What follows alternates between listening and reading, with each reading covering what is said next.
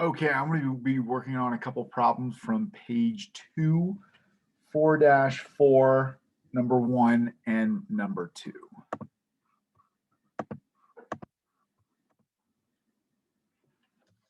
Okay.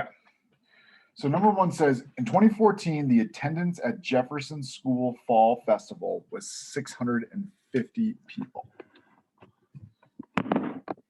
So 2014, 650, yes. In 2015, that number went down to 575. And it asks, what is the percent change in attendance from 2014 to 2015? So right off the bat, I'm seeing that my numbers went down, but what it's asking for is by how much in terms of a percentage. So we're going to have to use our formula of percent change equals change over original. Okay. The change that it's referring to is the difference between the two values, the new and the original. So that's going to be 650 minus 575 is going to give me my change. And that's all going to be over the original. And the original, remember, is the first number that comes. And since 2014 comes before 2015, we're going to use 650. That was our original number. So after I clean this up and figure out my change, that's going to be 75 over 650. That's going to give me my percent change. And remember that this is going to be in decimal form. So I'm going to type in 75 divided by 650. And I'm going to get that big decimal. 1, let's call it 5. Sure.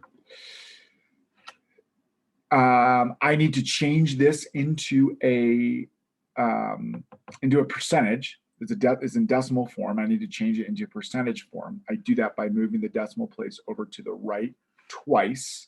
That's why I went to the 5 there. So that's going to be 11.5%. But the problem asks to round to the nearest, what does it say? Whole percent. So whole percent has to do with the ones place. So I'm looking at the ones place. I'm looking at its neighbor. It's 5 or more. So I'm going to let that soar. So my final answer is 12% after it's rounded. And that is a decrease, because we talked about that my numbers were going down. So it's a 12% decrease. Yes. Cool. Let's go on to the next one. Number 2 is what is it? Is it a percent estimate? The error, percent error. Thank you. Percent error.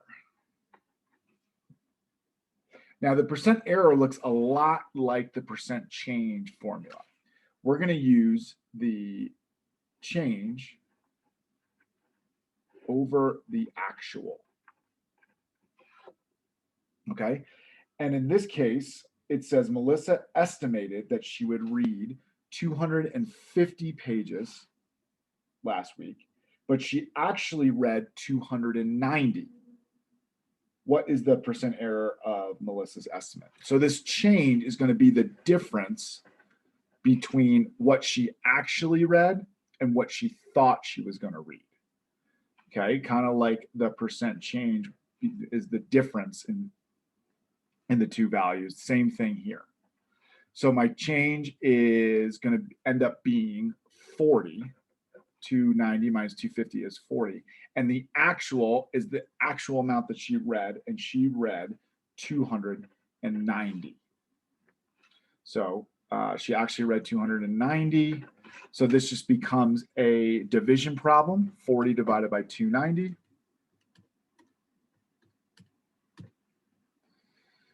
I'm going to get 13.379. Let's just call it there. Remember, this is in decimal form. I need to change it into a percent. So I do that by moving the decimal place to the right twice. And I get 13.79%. But just like the last problem, it wants us to round to the nearest whole. So I'm looking at the ones place. I'm looking over, it's 5 or more, so I'm gonna let that 3 soar. So my final answer is 14%. We don't need an increase or decrease for percent error. Percent increase is basically how wrong was the person, what was their error. And we get that by looking at what they estimated and what actually happened. And that's where we get our percent error. How off were they in their estimation? Hope that helped. Let me know if you got any questions.